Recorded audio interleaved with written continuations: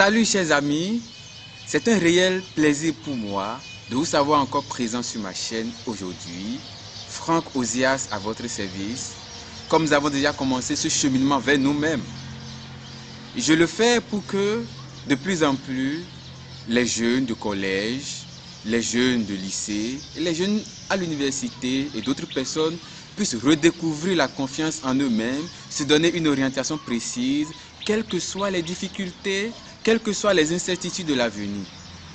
Parce que le Créateur nous a disposé de telle en sorte que nous avons en nous les ressources qu'il nous faut pour résister au vent contraire, pour résister aux tempêtes, pour résister au vacarme du monde. Alors c'est bien dans cette perspective que dans mes vidéos précédentes, je m'étais efforcé de faire comprendre la richesse de l'esprit humain comme cette force d'imagination, une force de création, une force de décision, mais aussi une force d'action. Et le cœur humain comme ce lieu des grands sentiments, comme l'affection, le sentiment de l'amour, mais aussi comme le lieu des grands appels, des grandes vocations, et finalement comme le lieu des grandes visions. Alors, si nous avons été constitués de telle en sorte que notre esprit a le pouvoir de l'action, alors c'est dans notre cœur que nous construisons les grandes visions. Si bien qu'un homme dont la vision ne porte pas à l'action n'est qu'un homme qui se perd dans des rêves, et un homme dont les actions ne sont pas alimentées par les visions n'est qu'un homme qui perd son temps.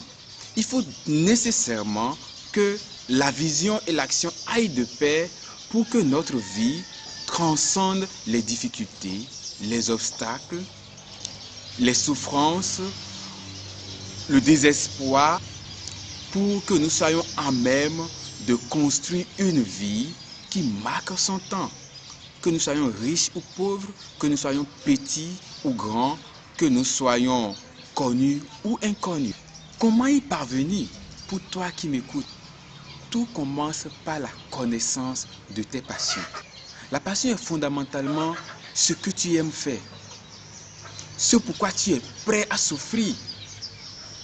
La passion, c'est la force qui te détermine, qui te motive à aller de l'avant. C'est cette énergie-là qui te vitalise au quotidien. C'est ce qui te rend heureux, même quand tout te rend triste. Si tu définis ta passion, sois sûr que tu as de l'avance sur tous les autres. Et comme le dit John Maxwell, cet américain écrivain motivateur, un homme avec une passion est beaucoup plus fort, plus déterminé et plus grand que 90 personnes qui n'ont que d'intérêt.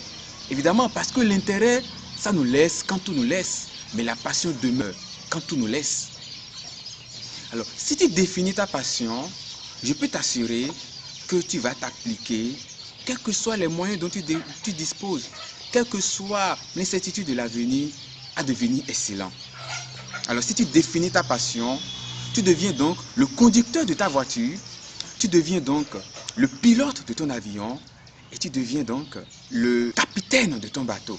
C'est pourquoi Michel de Montaigne va dire « Il n'y a pas de vent favorable pour celui qui ne sait pas là où il va. » Ou encore « La vie n'est jamais claire pour celui qui n'est pas clair. » Je t'encourage à définir tes passions, à travailler dur pour connaître tes passions. La connaître demande beaucoup d'application.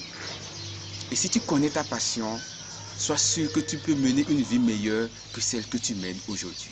À la prochaine.